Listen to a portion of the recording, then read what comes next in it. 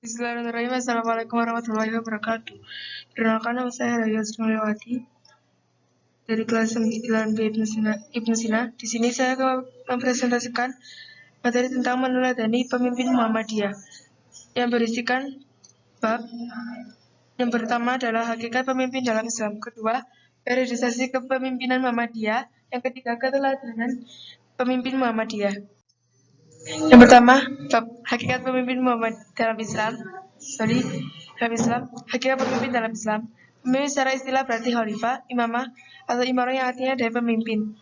Manusia secara fitrah hakikat dirinya adalah memimpin minimal untuk dirinya sendiri.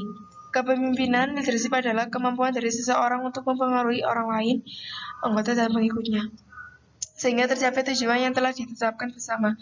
Pemimpin merupakan seorang yang diberi amanah oleh Allah Subhanahu wa taala kepada manusia yang nantinya di akhirat akan dipertanggungjawabkan sepenuhnya oleh Allah. Seorang pemimpin selayaknya bersikap adil dan bijaksana dalam mengambil langkah dan keputusan. Dan jadi harus dipikirkan secara matang dan sebaiknya dipikir 2 kali atau dicerna terlebih dahulu sebelum bertindak. Dan juga dengan anggota atau pengikutnya harus taat terhadap apa yang diperintahkan oleh pemimpinnya, kecuali perintah itu bertentangan dengan Islam. Terdapat kriterianya seharusnya dimiliki oleh seorang pemimpin. Yang pertama, pemimpin merupakan orang yang amanah dan dapat bersikap adil. Yang kedua, pemimpin haruslah orang yang sehat fisik dan mentalnya. Yang ketiga, pemimpin adalah orang yang beriman, bertakwa, dan gemar beramal soleh. Yang keempat, pemimpin mampu bertanggung jawab menjalankan tugas dan tanggung jawabnya. Yang kelima, pemimpin menggunakan hukum yang telah ditetapkan oleh Allah Subhanahu wa taala. Dan yang keenam, pemimpin bukanlah orang yang meminta jabatan tertentu. Kemudian, bab kedua, tentang periodisasi kepemimpinan Muhammadiyah. Muhammadiyah yang lahir pada tanggal 18 November 1912 Masehi bertepatan dengan 8 Dzulhijjah tahun 1330 Hijriah telah mengalami proses yang panjang untuk berkiprah dalam menegakkan kemurnian ajaran Islam sekaligus berkontribusi dalam menjadikan umat Islam yang lebih modern dan berkemajuan.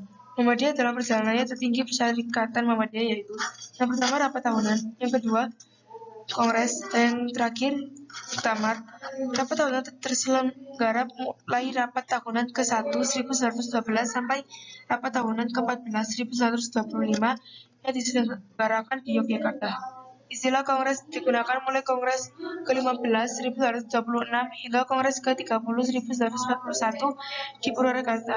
Sedangkan istilah muktamar dipergunakan dalam permusyawaratan tertinggi Persyarikatan Muhammadiyah mulai muktamar ke-31 diselenggarakan di Yogyakarta pada tanggal 21 sampai 26 Desember 1950 hingga sekarang. Permusyawaratan dilaksanakan dalam waktu yang berbeda-beda, pernah tahunan, 3 tahunan, dan 5 tahunan hingga sekarang. Pada periode tahunan 1941 sampai 1951 dan 1978 sampai 1985 telah dilaksanakan permusyawaratan secara berkala mengingat kondisi keamanan, sosial, dan politik bangsa Indonesia yang kurang mendukung. Istilah Habestur atau HB digunakan sebagai sebutan pimpinan puncak Muhammadiyah sejak pertama kali Muhammadiyah berdiri hingga awal kemerdekaan 1912 sampai 1950. Hanya pada Kongres ke-27 di Malang. Nah, kemudian istilah HB diganti dengan sebutan pengurus besar atau PB tepatnya pada Muktamar ke-31 1950 tetapi pada muktamar berikutnya diganti dengan sebutan pimpinan pusat atau PP hingga saat ini. Periode kepemimpinan Muhammadiyah diklasifikasikan menjadi 4 masa, yaitu yang pertama Muhammadiyah sebelum kemerdekaan, yang kedua Muhammadiyah sesudah kemerdekaan dan Orde Lama, yang ketiga Muhammadiyah masa Orde Baru, dan yang terakhir Muhammadiyah masa Reformasi. Ketiga, keteladanan pemimpin Muhammadiyah. Pimpinan Muhammadiyah, Nabi Muhammad SAW diangkat oleh Allah sebagai Rasul juga sebagai pemimpin bagi seluruh umat manusia. Rasulullah SAW dianugerahi keistimewaan dan juga akhlak yang mulia sehingga menjadi rahmatan lil alamin.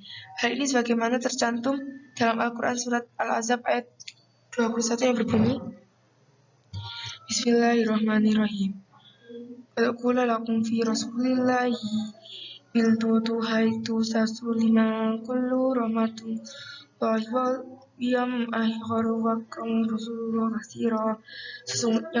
Sesungguhnya telah ada pada diri Rasulullah itu suri teladan yang baik bagimu, yaitu bagi orang yang mengharap rahmat Allah dan kedatangan hari kiamat dan banyak menyebut Allah.